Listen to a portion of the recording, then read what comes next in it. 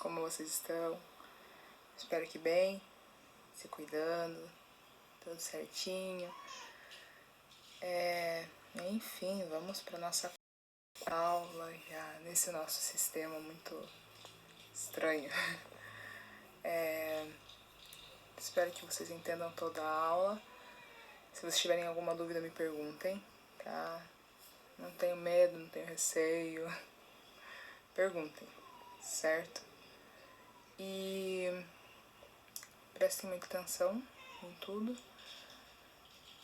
Algumas coisas novas no conteúdo de vocês, alguns dialetos novos, tá? Algumas palavras estranhas, vocês vão estranhar algumas palavras sim, mas com o passar do tempo elas estarão um pouco mais no dia a dia de vocês, né? E aí vocês vão criando uma familiaridade com elas, isso sem problema nenhum. Eu acredito que seja isso, né? Boa aula, bons estudos. Esqueci de falar que eu tô com saudade de vocês, eu só esqueci de falar, mas eu continuo com saudade de vocês. Estou com saudade de vocês. Cuidem-se. É o Ítalo que tá chorando, pra variar. Ele dá os gritinhos dele. Mas que logo estejamos todos juntos, né? E retomando, na dúvida me perguntem, tá? Boa aula, gente. Como vocês... Então, gente, o tema de hoje, massas de ar. Não que seja um único tema, nós teremos vários temas, mas vamos iniciar com esse. Né? Então, o que são massas de ar? São porções ou volumes da atmosfera que possuem praticamente as mesmas características de pressão, temperatura e umidade, por causa da sua localização, e são bastante espessas e homogêneas. Então, as massas de ar, na verdade, como é que isso ocorre? Elas se formam sobre grandes áreas de terra ou água uniformes, onde não há muito vento. Assim, o ar ele vai adquirindo características de acordo com a superfície sobre a qual ele se encontra. Então, a massa de ar localizada sobre o oceano, por exemplo, ele costuma ser bem úmido, ao contrário da massa de ar que se forma no continente, que geralmente é seca. Tá? Então, em virtude das diferenças na pressão atmosférica, o ar ele circula das áreas de maior pressão para locais de menor pressão. Quando esse movimento ocorre, né, por meio dos grandes blocos de ar, com características semelhantes, né, pressão, temperatura e umidade, formam-se as massas de ar, tá? Então, gente, retomando, tá? O que acontece? Quando o movimento ocorre por meio de grandes blocos de ar com características semelhantes que podem ser pressão, temperatura e umidade, formam-se as massas de ar, né? Que são fundamentais para as variações do tempo no país, já que transferem parte de sua característica para o clima, né, da região, em que acabam exercendo influência, né? Eles acabam contribuindo para a ocorrência da maioria dos fenômenos meteorológicos, como chuva, neve, granizo, o aumento ou diminuição da temperatura e etc. Então, ele tem a sua importância, elas têm a sua importância.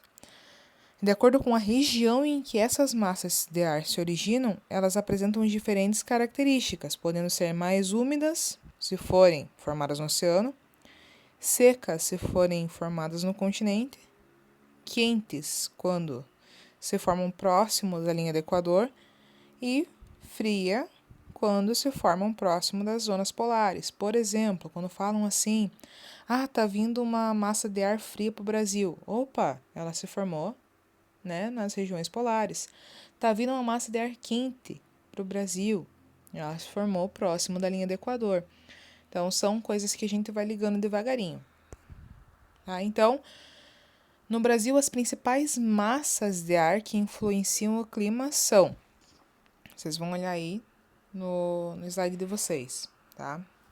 Eu tenho a massa equatorial, atlântica, MEA, se a gente falar assim, né? Massa equatorial continental, MEC. Depois, a massa tropical atlântica, MTA. E a massa tropical continental, MTC. Por último, a massa polar atlântica, MPA. Então, quando vocês veem o jornal e aparecem essas siglas, vocês já sabem o que elas significam, tá? Daí as características. Então, as características da massa equatorial atlântica, ela é quente e úmida, né? Onde elas se originam? No Oceano Atlântico, ao norte da linha do Equador, próximo ao arquipélago de Açores, certo? Área de influência, né? Litoral da região norte e nordeste. Depois, a massa equatorial continental, MEC, né? Principais características, quente e úmida. Sua umidade se explica pela evapotranspiração da floresta amazônica e dos rios que se compõem, né, a bacia amazônica. Área de origem, Amazônia, próximo da linha do Equador.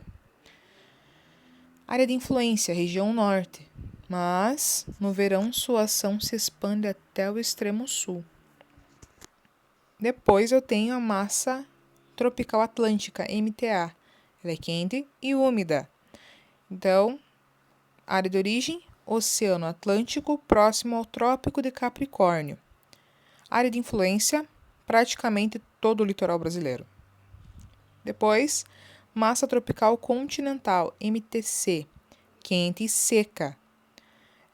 Área de origem, Depressão do Chaco, na América do Sul. Área de influência, região centro-sul do país.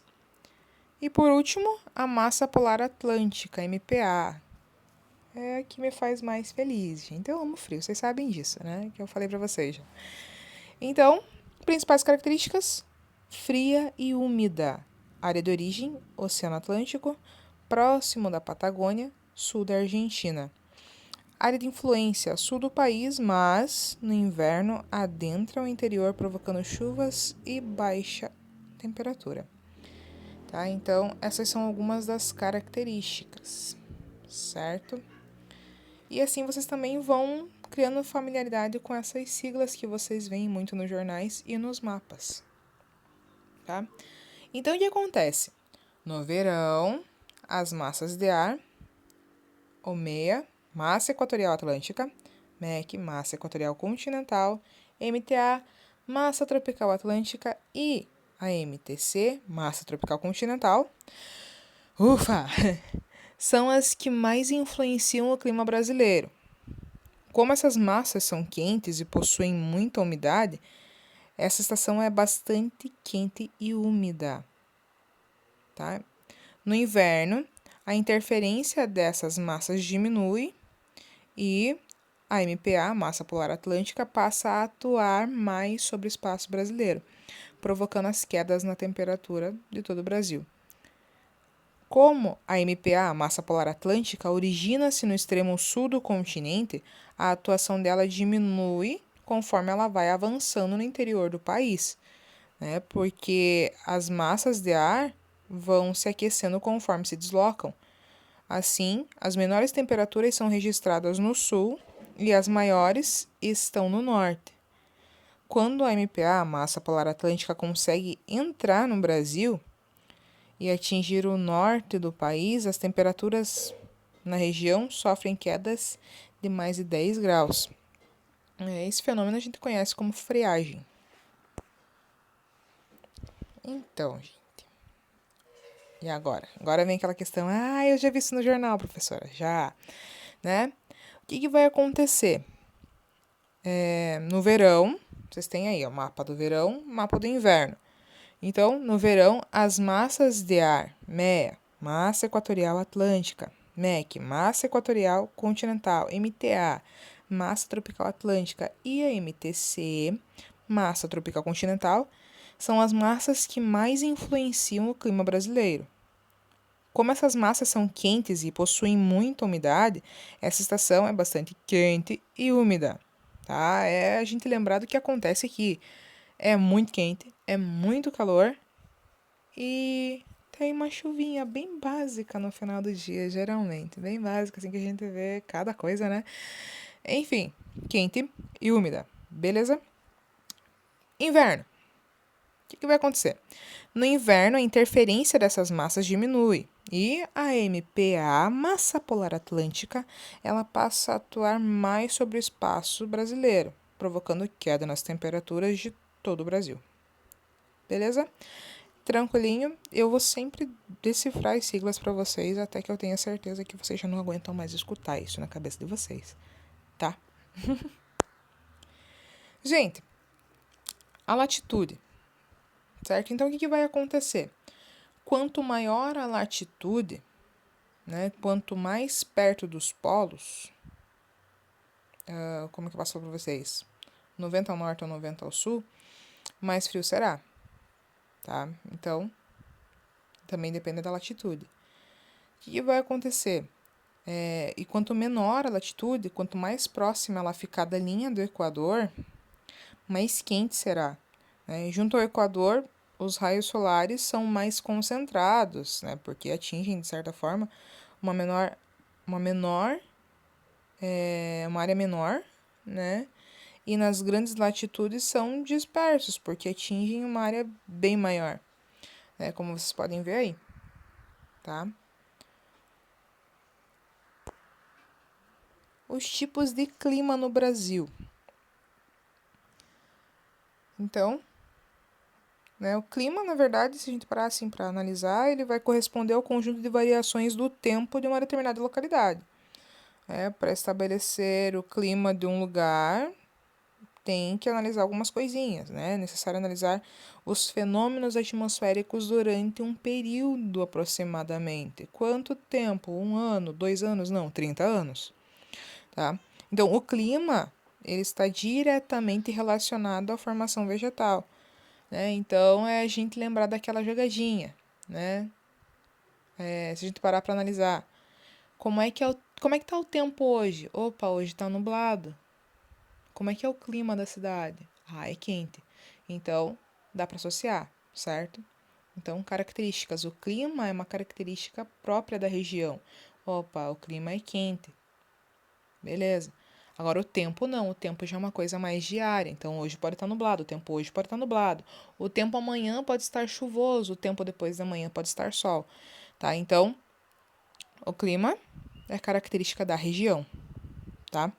Então, o que vai acontecer? No território brasileiro, ocorre uma grande diversidade climática, pois o país apresenta grande extensão territorial, com diferenças de relevo. Então, a altitude e a dinâmica das massas de ar e das correntes marítimas, né, todos esses fatores, eles acabam influenciando no clima de uma região. O que acontece com o Brasil? A maior parte da área do Brasil ela está localizada na zona intertropical, né? Então, ela está nas zonas de baixas latitudes. Deixa eu voltar lá. Ela está nas zonas de baixas latitudes, como vocês podem ver aqui, com climas quentes e úmidos. Então, outro fator interessante do clima brasileiro acaba se referindo à amplitude térmica, né? O que é a amplitude térmica, professora? É a diferença entre as médias anuais de temperatura, máximas e mínimas, tá? Então, conforme se aproxima da linha do Equador, a amplitude térmica ela é menor. Né? O critério utilizado no Brasil para classificar os diferentes tipos de clima relaciona a origem, natureza, principalmente, né? Movimentação das massas de ar existentes no país, então equatoriais, tropicais, polares. Conforme as análises climáticas realizadas no território brasileiro, foi possível estabelecer 6 tipos de climas diferentes, e nós vamos falar sobre os 6, tá? Então, eu tenho o clima equatorial úmido. Né? O que ele é? Também conhecido como clima equatorial úmido da convergência dos ventos alísios.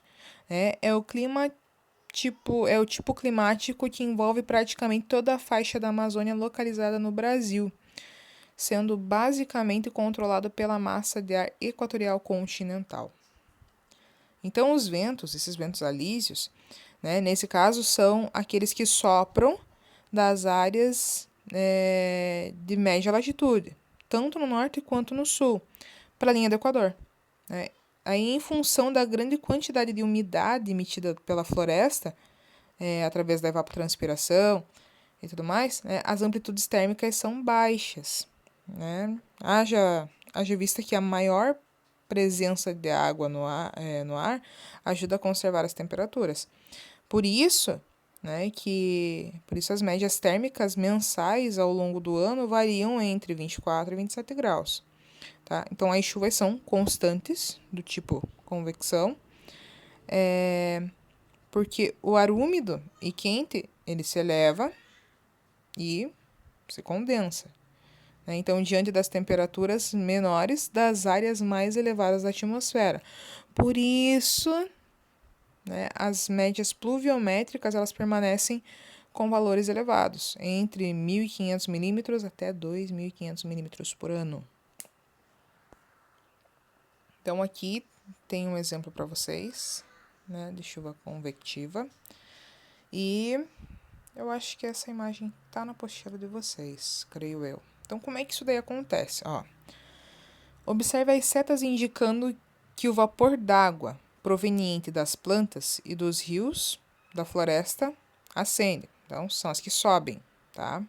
As que sobem, as setinhas que estão subindo, são as setas indicando o vapor de água proveniente das plantas e dos rios, certo? Com o calor do dia, e precipita na forma de chuva convectiva sobre a própria floresta que a gerou. Então, as chuvas que ocorrem são formadas muitas vezes pela própria evaporação vinda dos rios e igarapés, como são conhecidos os riachos ou córregos da região, e das plantas amazônicas. Então, essas são as chuvas que são denominadas convectivas. Equatorial semiúmido é o clima típico do Planalto Norte Amazônico, nos estados de Roraima, Pará e uma porção do Amazonas. É quente, como o clima equatorial úmido, porém menos chuvoso. Ele está dividido em duas estações, a chuvosa e a seca. Tá? Clima tropical. O clima tropical, o clima do Brasil central, também presente na porção oriental do Maranhão, extensa parte do território do Piauí, na porção ocidental da Bahia e de Minas Gerais, além de ser encontrado também no extremo norte do país, em Roraima. Caracteriza-se por temperatura elevada, de 16 a 28 graus, com amplitude térmica de 5 a 7 graus. E as estações bem definidas, uma chuvosa e outra seca. A estação de chuva ocorre no verão. No inverno, ocorre a redução da umidade relativa em relação do período da estação seca. E o índice pluviométrico é de cerca de 1,5 mil milímetros anuais. Gente, olhem aí. Eles falam que existe Brasília com chuva e Brasília sem chuva. Tá? Então, vejam como é que fica a situação. Fica totalmente diferente. Não tem comparação. Quem vê pensa assim, nossa, parece que usou efeito. Não, a foto está sem efeito. Tá? Clima tropical de altitude. É encontrado nas partes mais elevadas, acima de 800 metros, do Planalto Atlântico do Sudeste. Abrange principalmente os estados de São Paulo, Minas Gerais, Rio de Janeiro e Espírito Santo. Está sob influência da massa de ar tropical atlântica, que provoca chuvas no período do verão. Apresenta temperatura amena, entre 18 e 22 graus, e amplitude térmica anual de 7 a 9 graus. No inverno, as geadas ocorrem com certa frequência, em virtude da ação das frentes frias originadas do choque entre a massa tropical e a massa polar. O clima semiárido, ele ocorre no interior do Nordeste, na região conhecida como Polígono das Secas. Corresponde a quase todo o sertão nordestino e aos vales médio e inferior do Rio São Francisco. caracteriza-se por temperaturas elevadas, média de 27 graus, e chuvas escassas e mal distribuídas, em torno de 700 milímetros anuais. Existem períodos que a massa equatorial atlântica, né, a superúmida, chega ao litoral do norte da região, nordeste, e atinge o sertão, causando chuvas intensas nos meses de fevereiro, março e abril. Tá? Então aqui vocês têm a imagem do leito do riacho seco durante o período de estiagem, tá, gente? E realmente é o que acontece. É triste, mas infelizmente é uma das nossas características de clima. Clima subtropical ocorre nas latitudes abaixo do Trópico de Capricórnio. Está presente no sul do estado de São Paulo e na maior parte do Paraná, Santa Catarina e Rio Grande do Sul. É influenciado pela massa polar atlântica. Então, massa polar atlântica. Possui temperatura anual de 18 graus e amplitude térmica elevada, 10 graus aproximadamente. As chuvas são muito intensas, como nós sabemos, né? Não agora, infelizmente. 1.000 milímetros anuais, porém, ocorrem de forma bem distribuída na região. Exceto agora que nós estamos num período não tão chuvoso, infelizmente. Então, nessa região climática do Brasil, o que acontece? São comuns geadas e nevadas, certo? No verão, o verão é muito quente, a temperatura pode ultrapassar os 30 graus tranquilamente. Experiência triste essa. E no inverno é bastante frio, apresenta as temperaturas mais baixas do país, inferiores a 0 graus. Apresenta as 4 estações do ano muito bem definidas, gente. A gente sabe disso, né? Sentimos na pele. Então, vocês podem olhar ali. Eu peguei as imagens do Jardim Botânico. A parte da primavera, verão, outono e inverno. Bem definido, bem demonstrado.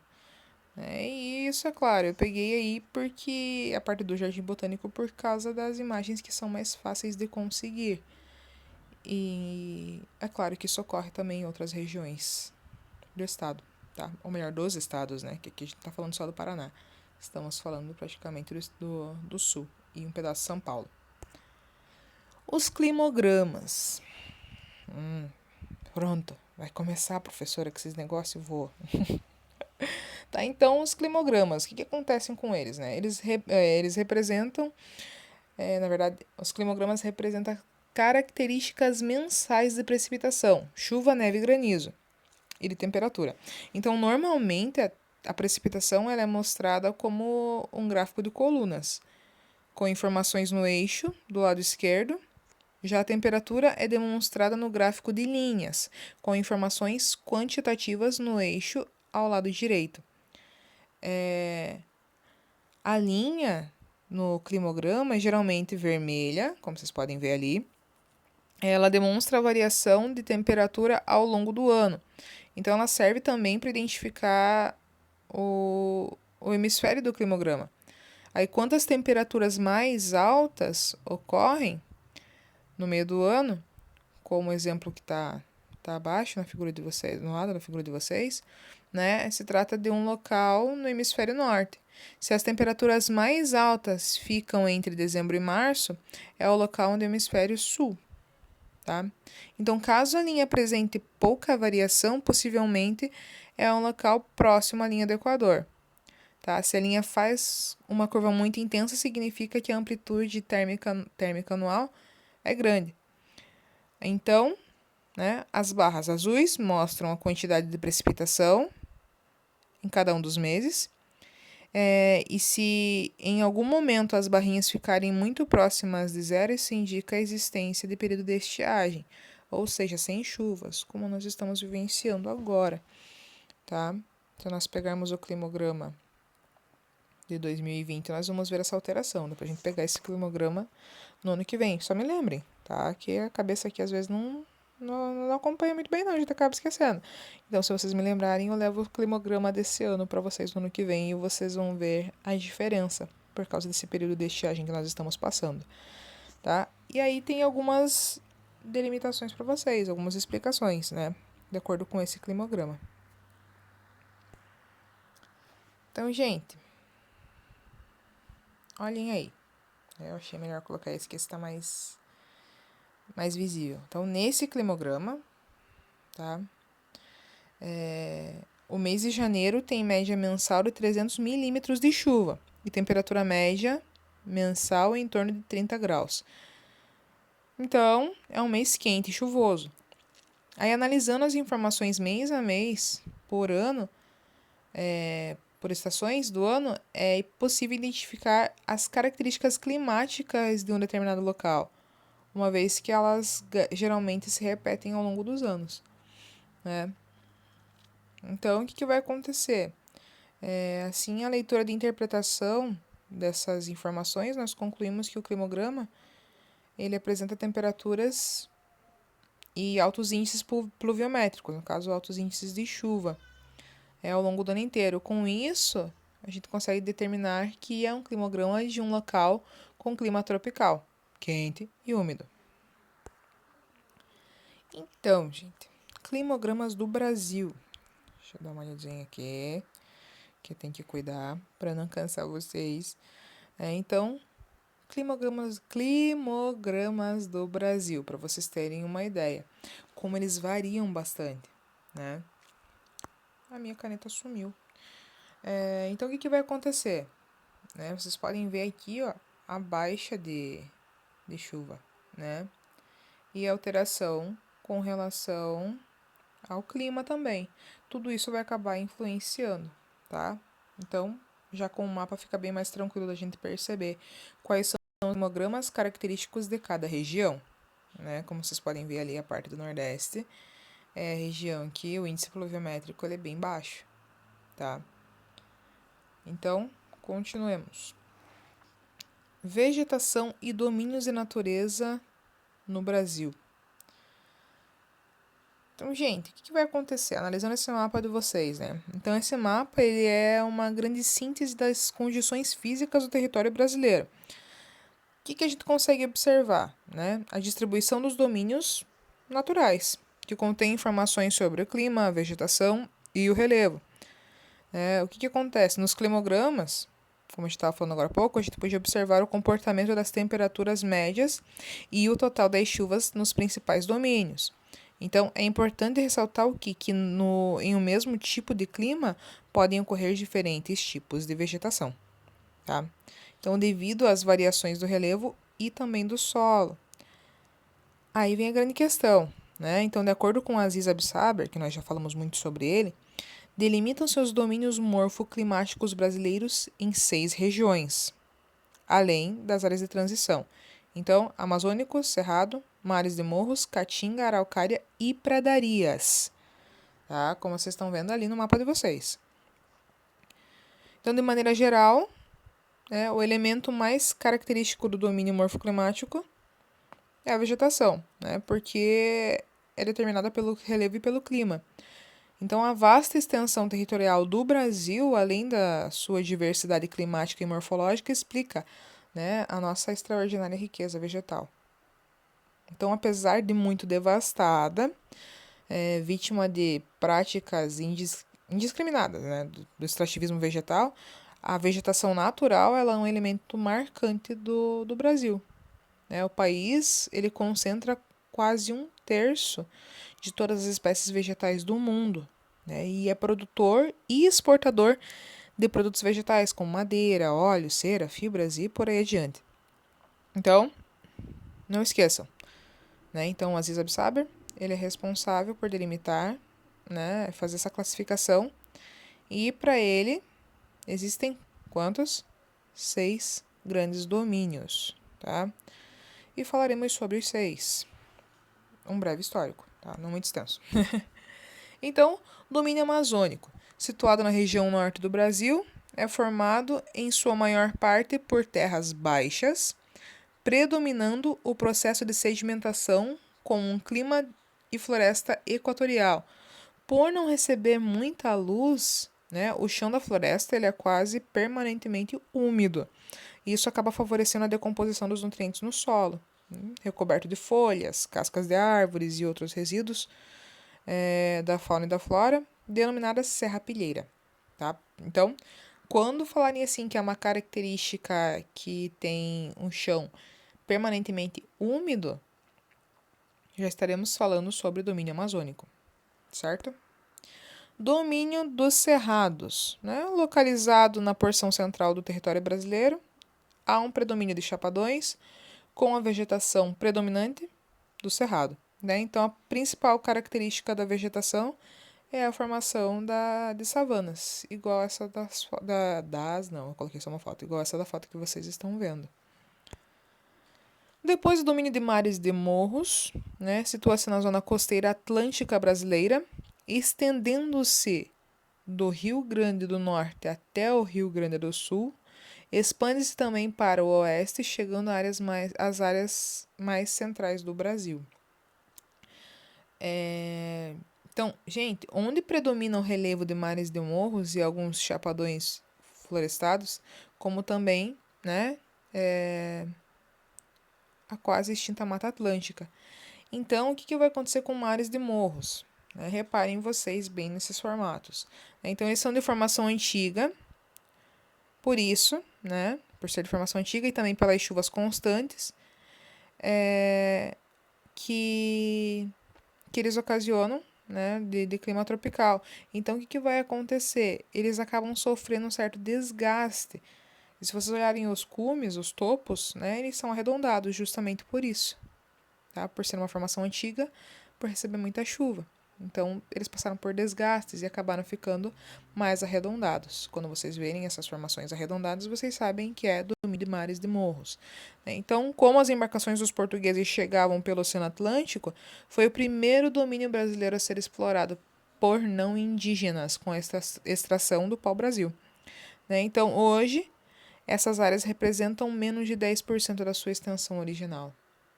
Por quê? Por causa da extensão, ocupação humana e os solos expostos que ficaram suscetíveis à ocorrência de deslizamentos. O domínio da Caatinga, abrange o sertão do Nordeste e parte de Minas Gerais, em áreas de planaltos e depressões. Característica do sertão nordestino: esse tipo de domínio é específico dessa região, pois se relaciona diretamente ao clima semiárido que apresenta baixos índices pluviométricos. Então, essa vegetação é formada por plantas xerófilas que são adaptadas a ambientes desse clima, seco, e possuem capacidade de armazenar água no seu interior. Além disso, os espinhos desses tipos de plantas, eles substituem as folhas, o que possibilita uma menor perda de água para o meio externo. Então, depois da Mata Atlântica e do Cerrado, a Caatinga é o domínio morfoclimático mais alterado do Brasil, muito em função da utilização dessa região para a prática da agricultura e da criação de alguns animais. Domínio das araucárias. Então, gente, ele costuma ocorrer nas áreas de Planalto, nos estados do Sul, Paraná, Santa Catarina e Rio Grande do Sul. Nessa região, predomina o clima subtropical, o que resulta em temperaturas amenas durante a maior parte do ano. É o domínio que ocupa o planalto da bacia do Rio Paraná, onde o clima subtropical ele está associado às médias altitudes, então cerca de 800 a 1.300 metros.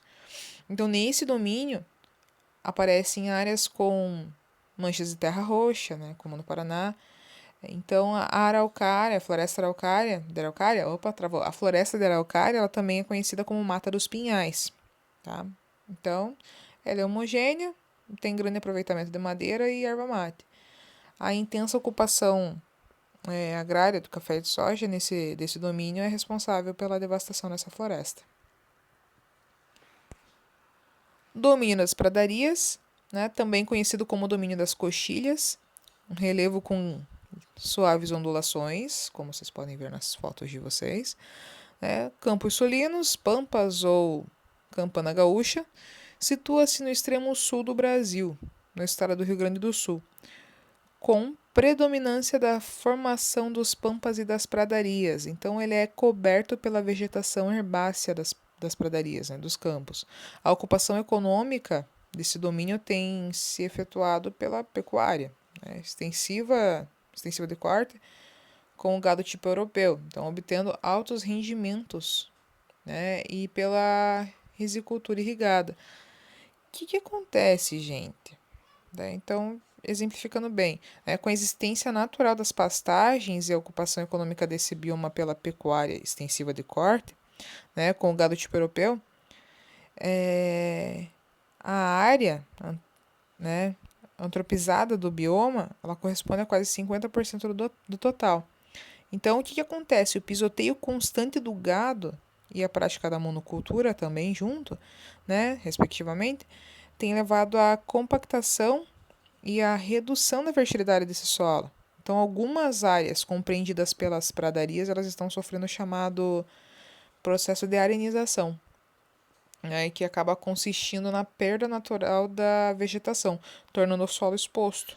Então, o termo arenização ele é usado para ilustrar a drástica redução, na verdade, da biodiversidade, e não do clima árido ou semiárido ausente nessa região.